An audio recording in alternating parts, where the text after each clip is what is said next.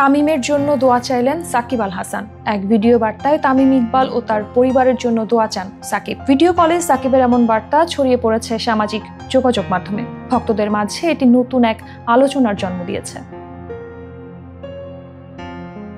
Video বার্তায় শোনা গিয়েছে তামিমের শারীরিক অবস্থার উন্নতি কামনায় সকলকে দোয়া করতে বলেছেন সাকিব আল হাসান। পাশাপাশি তামিমের পরিবার যাতে কঠিন সময় ধৈর্য ধারণ করতে পারে সে কামনাও জানিয়েছেন তিনি।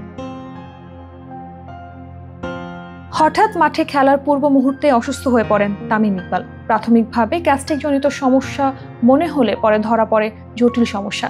তবে পরিস্থিতি জটিল হয়ে পড়লে তাকে নিকটবর্তী কেপিজে হাসপাতাল ও নার্সিং কলেজে নেওয়া হয়।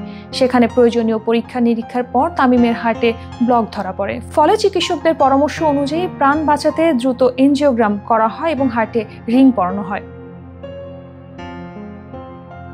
বর্তমানে তামিম কার্ডিয়াক কেয়ার ইউনিটে বিশেষজ্ঞ চিকিৎসকদের নিবিড় পর্যবেক্ষণে আছেন। তার দ্রুত সুস্থতার জন্য সবার কাছে দোয়া চাওয়া হয়েছে, যাতে তিনি স্বাভাবিক জীবনে দ্রুত ফিরে আসতে পারেন। সে কামনায় সকলের দোয়া কামনা করছেন তার সাবেক সতীর্থরাও।